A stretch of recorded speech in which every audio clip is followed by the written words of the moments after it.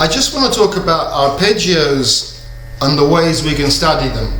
Jazz arpeggios, most of them we're talking about seventh chords, so you got 4 notes on the chord.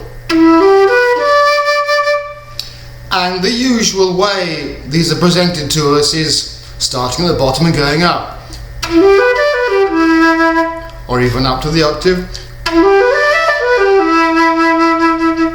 This is okay as an initial approach.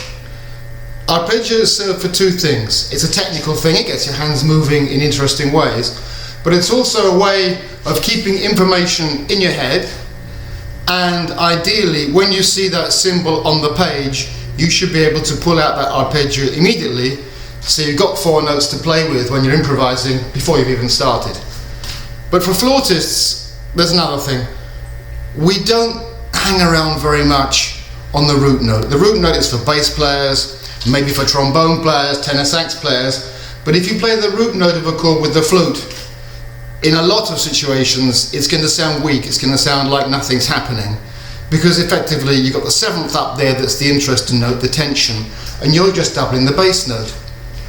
So what I try to do is get my students to study arpeggios, once you know the arpeggio, from the 7th down.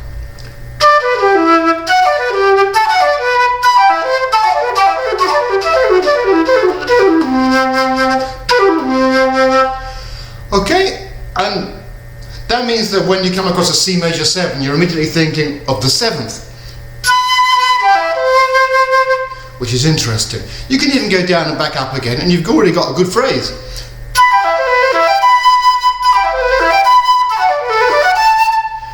So my advice is learn your arpeggios, and then when you practice them, 7th downwards. Go through a tune and play each arpeggio 7th downwards. You'll find it helps. And then if you go back up, you've even got a little motive.